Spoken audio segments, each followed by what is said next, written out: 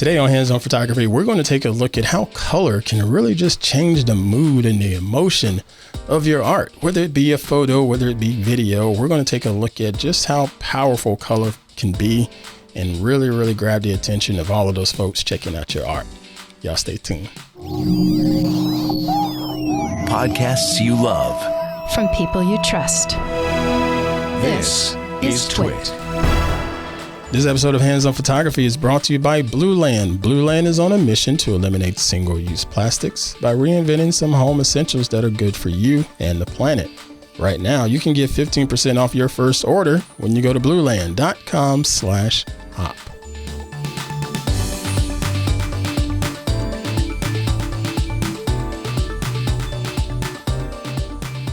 What's happening, everybody? I'm Pruitt, and this is Hands On Photography here on TWiT. Hey, hope y'all are doing well. I'm unbelievable as always. This is a podcast where I like to sit down and share different tips and tricks that are going to help make you a better photographer as well as a better post processor. And from time to time, I do like to sit down with another content creator, professional photographer, videographer, what have you, to share their tips and tricks with you, the loyal Hands-On Photography listeners and viewers. But today, this is just going to be a quick little run through on some color theory, if you will. Well, not really color theory, but just the idea of using color in your photos and in your videos to help just give a bit of emotion to your shot or to your scene. And it's quite fascinating how all of this stuff works. And you probably don't even notice it when you're looking at different images and looking at different TV shows and movies. But every single one of those artists are using color one way or another to help manipulate you into feeling something. And it's a pretty cool thing. And I want to walk you through just how to recognize it and how you can even start to put it into your work, whether it be your photography or your videos, and just start putting it out there and playing around with colors. Okay. All right. So first, let me just give you a couple of different examples. For those of you that have Netflix subscriptions, there's not many people on the planet that don't have access to it at the very least. But Netflix has a popular television series, quote unquote, on there called Ozark. If you look at that show, it takes place a lot of times in broad daylight.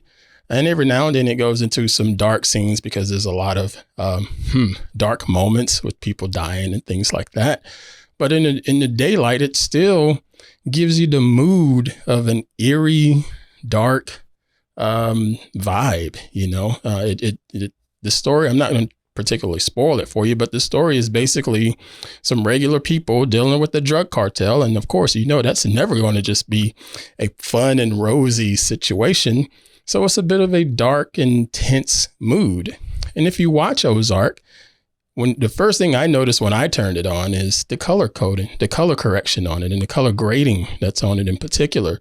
There tends to be a lot of blue going on, a lot of blue hues, a lot of cool color temperatures.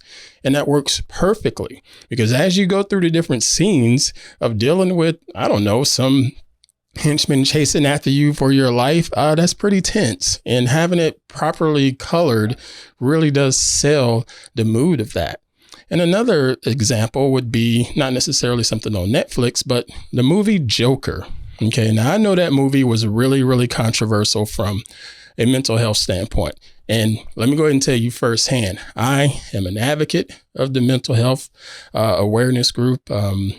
It runs deep here in my family, and we take that quite seriously. And I remember watching that movie with my family, and it was quite frustrating and a bit too real, you know, for us to watch that. Why is that, Ant? Well, regarding the script here, a lot of the things that happened in the script was pretty much true to life from some experiences that we had. But the other side of it is just, it gave this real emotional tug at me, you know, because of how it was colored. As you look at the movie Joker, you will notice there's a lot of orange and there's a lot of teal and it's a lot of just rich orange and teal. And they're not really just sort of sprinkling it in. They really pushed it in the coloring for that particular movie. And as this character is dealing with loss and dealing with pain, you can really feel that based on not only the acting skills in the script, but again, the color just sort of helps enhance that. And I really do appreciate how well they did that movie, as well as just how well they did the color on it, because it really just took it to the next level for me. Now, what about you? What about some examples that you could do inside of your photos or your videos? I have a couple examples here on my computer here. There's a photo that I worked on recently, and then there's a video clip. You're going to recognize the video clip here. But before we do that, I want to take a few minutes to thank this week's fine sponsor, the folks over at Blueland. Did you know that an estimated 5 billion plastic hand soap and cleaning bottles are thrown away each year? And if that's not enough, most cleaning formulas are pretty much 90% water, which is heavy to ship and leading to excessive carbon emissions. Plus, those products are often filled with nasty ingredients like chlorine and ammonia. That's a lose-lose situation for you, for me, and the whole daggone planet. Do you ever feel overwhelmed by the number of plastic bottles and containers you throw away? I'm sure you do. Ever thought about purchasing a more quote-unquote eco-friendly product but didn't know where to start? Or maybe you just tried a few green products and found them just a little bit too daggum expensive. If you answered yes to any of these questions, then we need to have you meet the folks over at Blueland. Blueland is on a mission to eliminate single-use plastics by reinventing home essentials that are good for you and good for the planet. Blueland's innovative tablet refill solution takes up 10 times less space than a traditional bottle, and their powerful formulas keep your home and your house just smelling so daggum amazing and super clean. The idea is simple. You just grab one of their beautiful forever bottles and you fill it up with warm water. Then you drop in one of their tablets and you get the cleaning. That's it. Easy as that. Refills start at just $2 and you don't have to buy a new plastic bottle every time you run out. That's green. See? Green. You can even set up a subscription so you never run out of products you use the most. And you can save even more when you buy in bulk. From cleaning sprays to hand soap to toilet cleaner and laundry tablets, all the Blueland products are made with ingredients you could feel good about. I personally enjoy their dish soap as well as their toilet cleaner. It's so cool to drop the little tablets in the toilet and it just sort of fizzes up and you just know it's cleaning and doing its thing. Love that. Quick and easy. Try their Clean Essentials kit, which has everything you need to get started. Blueland products come in a refreshing signature scent like iris agave, fresh lemon, and eucalyptus mint. And for a limited time, their hand soap is getting a full fall upgrade with 3 refreshing new scents. You get apple butter. Ooh, man, I love apple butter. Vanilla chai and maple pumpkin. Right now, you can get 15% off your first order when you go to blueland.com/hop. That's 15% off your first order of any Blueland product at blueland.com/hop. One more time, blueland.com/hop. And yeah, I really do appreciate Blueland supporting the show. Make sure you use that link so they know that I sent you. Thank you, Blueland. Appreciate you. All right, so back to the show. Let me hop on over into my computer here. We're going to take a look at an image. So let me just sort of walk you through the process here. All right. If you're a member of Club TWiT, which is our members only platform to help support the network. I've spoken about Club TWiT before, but if you're a member of Club TWiT, I spoke to the members about this particular photograph and my thought process on how to get this presented to a client, because it's a bottle of wine, as you can see, but it's a bottle of Malbec wine. And for those that don't know, Malbec is a red wine. And when I saw this shot, I had a whole different vision and a whole different mood in my head before I even clicked the shutter. But of course, what I saw in my head is not what I had set up in my studio. I had my lighting, I had a little simple backdrop, snapped the shot, and then I knew I was going to have to work on this in post. And by doing that, I said, okay, inside of post, I'm really going to play around with the colors to help change the mood. So I went from creating this shot here just straight out of camera to creating this shot.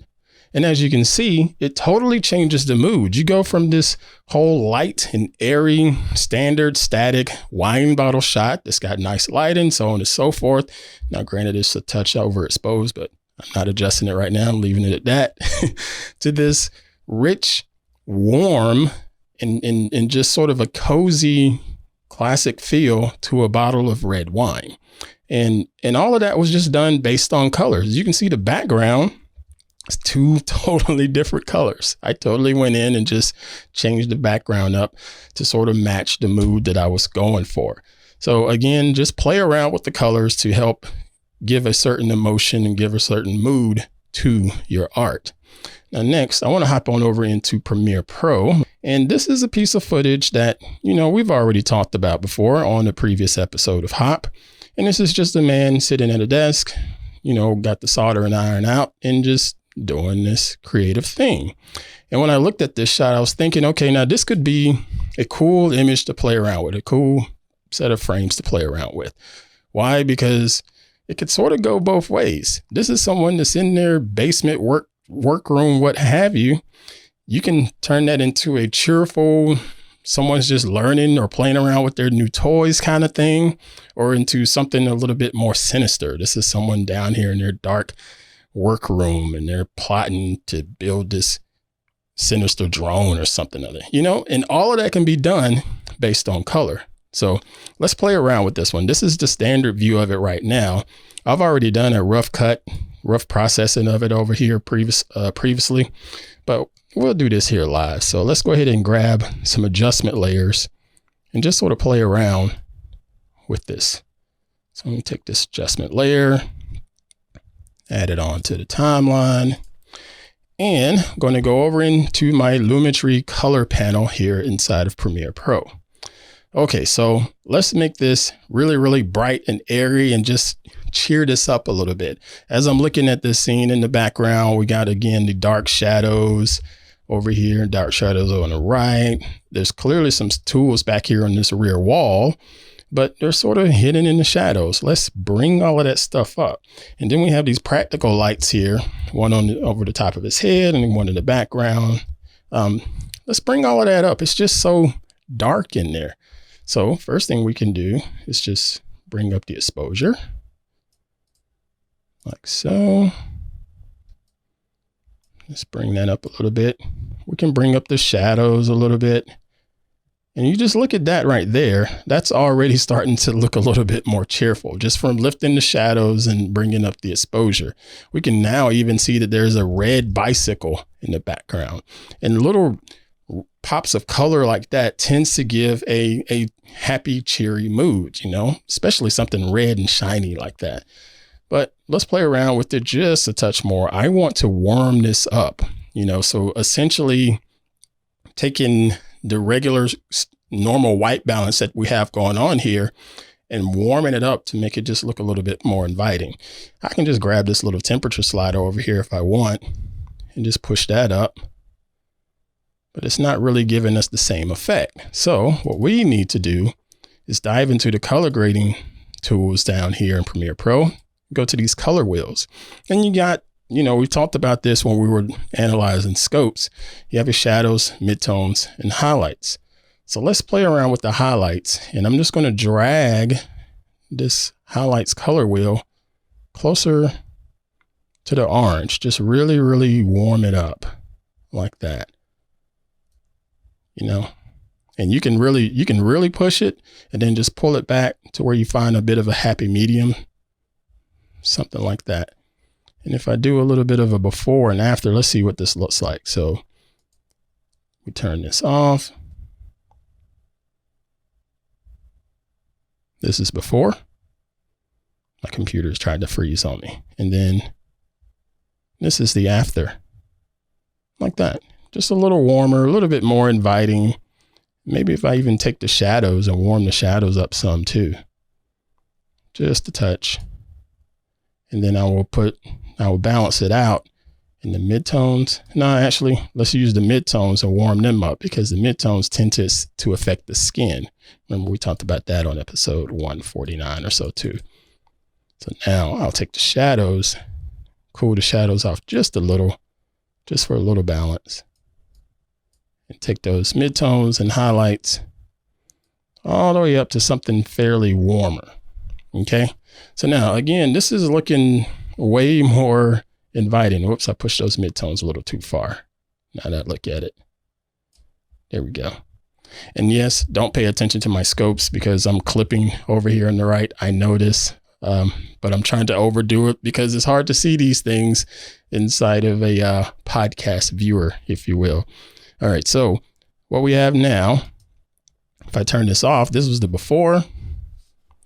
As the computer pauses, there we go. That's the before. We got all of these dark shadows, and it's sort of, I don't know, it's nice looking. It's well done, but it just has a whole different mood to it. Now turn this on. This is the after. Now we have a lit up room, somebody that's just sitting in a workspace, doing their thing, having a good time playing with a new toy or new gadget, something along those lines. Okay. So now let's take that to the other side of the spectrum, if you will. So I'm going to delete this adjustment layer and we're going to add a brand new one. So I'm going to drag a new one over here. Okay. And this is going to be our starting point again. So I want to make this a little bit more moody and a little bit darker and just sort of show, you know, something creepy, if you will.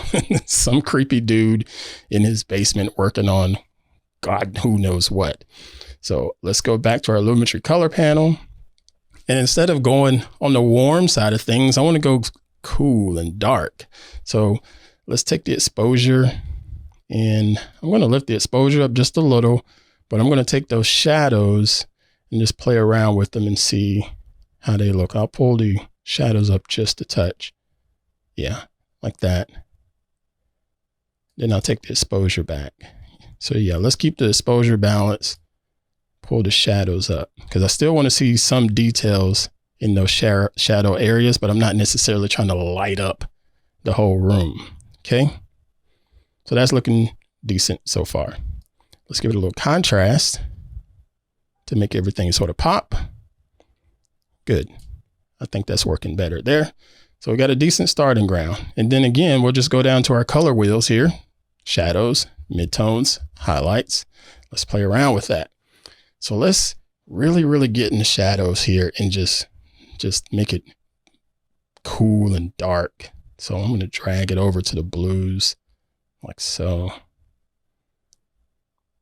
Something like this here. Yeah, something like that. And then we'll take the highlights. And the highlights, I could probably go either way, but I'm going to take them down too into the blues. Something like that. But again, with the midtones, because I'm worried about the skin, I want to try to push that midtones closer towards the warmer colors. Something like that. Okay. All right. So now this is starting to get there. This is looking a little bit better. But let's go back into the regular exposure settings and just sort of pull it back ever so slightly. Like that. Give it a little contrast. Like that. And now let's see if we can even cool it off more in the color temperature. Like that. And just have fun. You know, there's really no, well, granted, maybe you can go too far in some instances, but you really have to play around with it to figure out what's going to work. And something like this doesn't look too bad there. I'm going to go into the curves tool. Let's go into curves and get on the green curve. Pull up. Green just a little. And take the green down in the mids like that. And go into the red, take the reds, pull them up in the shadows just a touch. Because if you look down here in our RGB parade scopes, everything was hitting below 0. We don't want those to be below 0, remember? We want them to be right above it. And then let's pull that. Something like that. Yeah. And then I'm going to play with the blue. Let's see. Something along these lines. Yeah. Yeah. So that's looking a little bit more creepy because if you look over here on the left of the screen, this is what it looked like originally. And this is what it looked like now after the color grading. But I can just do a before and after here on the timeline. So I can just turn off that adjustment layer. That's the before. And then actually I can just do this little after like that. There we go. So now if I play this back, you'll be able to see that I have the sequence actually played out, and you'll see that there's the original one. And now this is the opened up, nice and airy, warm looking, inviting, happy, working on it. And now we're back to the, who's this creepy guy in here in the basement? What is he working on? What is he building? Lots of fun, lots of fun. But again, folks, just play around with it. Color can go a long way in your photography as well as in your video. Just understanding where to shift different hues in the channel as far as, am I going to do this in the highlights? Am I going to do this in the shadows and things like that? But yeah, you can play around with this inside of Lightroom, inside of Photoshop, or whatever editor you use for photos. Same goes for video. Just like lighting, it's all about where you place things. So as a matter of fact, we can probably talk about lighting again here in a future episode, because placement of lights make a huge difference in the mood. You'll see that a lot in the TV shows that you watch too. So that's going to do it for this week's episode. Thank you all so much for hanging out with me each and every week. I still get emails from you all. Keep sending them. And I answer them as fast as I can. Send any of your comments, questions, feedback, image critique requests if you want. Send them over to hop@twit.tv. Again, that's hop@twit.tv. And if it's if there's an image that you have no problem with me showing it on the show, just say that inside of your email so I have your written consent, because I'm not going to show them unless I have your permission. Make sure you're subscribed in whatever podcast app you're using. We're on Apple Podcasts. We're on Spotify. We're on YouTube. The YouTube channel continues to grow. Thank you for subscribing and following over there.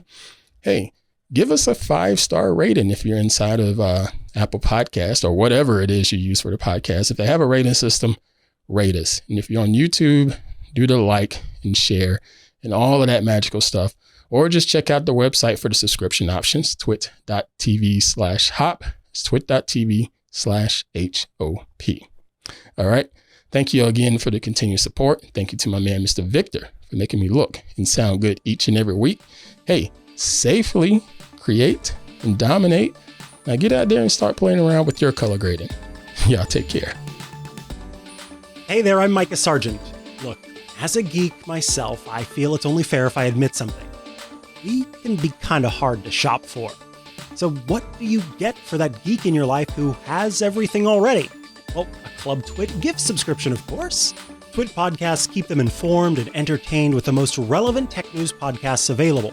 With a Club TWiT subscription, they're going to get access to all of our podcasts ad-free, exclusive outtakes, behind the scenes and special content, and I love this, exclusive shows like my own Hands on Mac and Hands on Windows from Paul Thurrott, as well as the Untitled Linux Show.